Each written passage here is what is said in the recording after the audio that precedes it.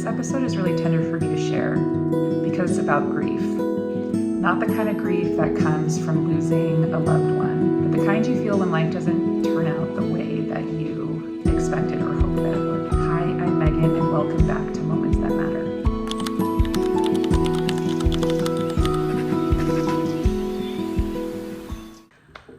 I was intentional, so intentional about the way that I raised my kids when they were young. I wanted so badly to be such a good mom and to be the mom that they needed me to be. I poured love into them. I prayed desperately for them.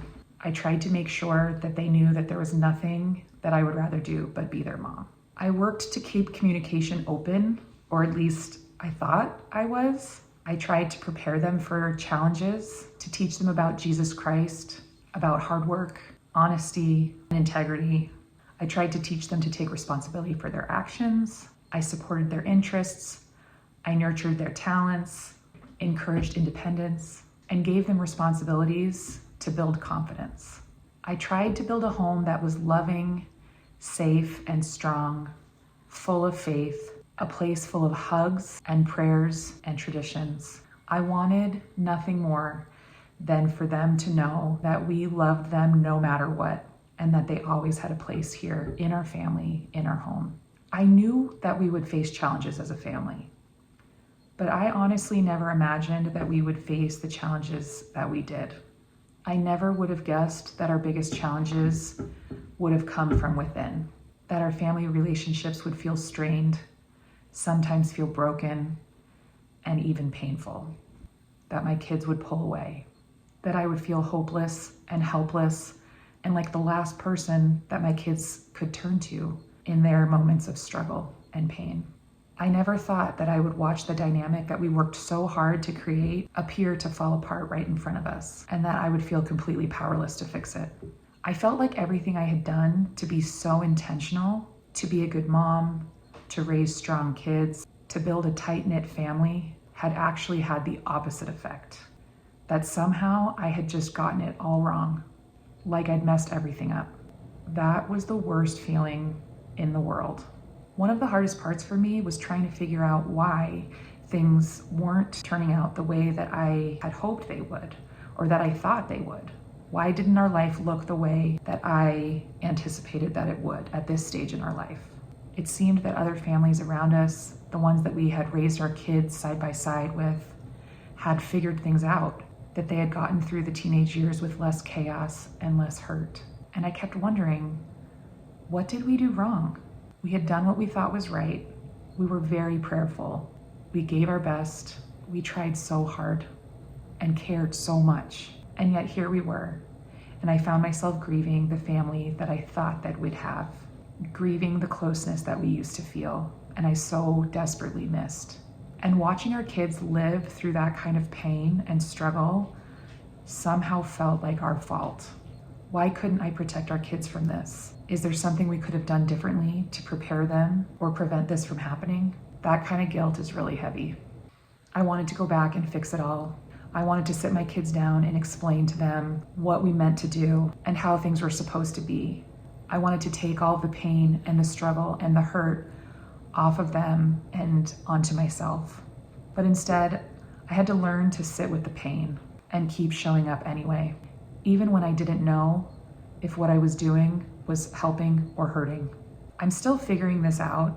It's still hard at times, but we have made tremendous progress, and it definitely feels like we're through the worst of it. But I've learned a few things. I've learned that love doesn't always look like closeness, that sometimes the most loving thing I can do is take a step back. That is so hard for me.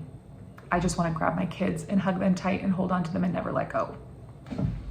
I've learned that my kids' experiences aren't my experiences. I can't assume that I know how they're feeling or what they're thinking.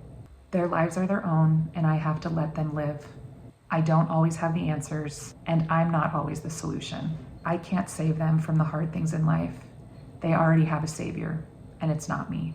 I've learned that God sees the whole picture even when I can't, and that the story isn't over. Facing trials with faith sometimes looks messy and hard. For a while there, I thought that if I had faith, then these things wouldn't feel so hard. That faith is what makes it easy, that faith is what lifts the burden. But I don't think that that's true. I think faith is continuing to show up even when it's hard, even when it's messy, even when there's no end in sight. I've learned that growth and healing take time, and it's not my timetable. I've learned that just because things aren't changing overnight, that doesn't mean that they're not changing, and that progress doesn't always look like what I would consider better.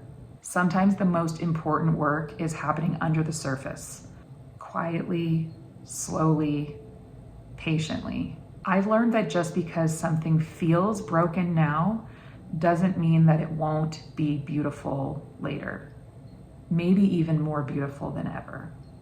And just because life doesn't look the way that I had hoped doesn't mean that it's not the way it was meant to be. In fact, there might be a better version of our lives, a better version of our relationships right around the corner that I never imagined would be. If you're grieving a version of your life that didn't happen the way that you wanted, especially within your own family, I just want to say to you, well, to you, but really to me, you are not alone. You are still a good mom. You are still doing your best. The fact that you're still trying means you still care and means you are not failing. Even in the middle of the pain, God is still working. I believe broken things can be made whole. I absolutely believe this. That distance doesn't need to be permanent. That love, real, messy, patient love, can outlast even the hardest seasons. If your life doesn't look the way that you imagined, please remember, you're still in the middle of your story. And I heard something at church last Sunday that is one of my new favorite phrases. This is your first time at life. So it's okay if it takes us a little time to understand and a little time to learn and a little time to get it right. I hope this reminder is helpful for you. I know it's helpful for me. I'm probably going to have to listen to my own words on days that are really hard. Thanks for being here today and allowing me to share something kind of vulnerable. I'll see you next time. Thanks for watching and making time with me to capture the moments that matter. If you liked this video, think about subscribing and joining me next time. We can be friends.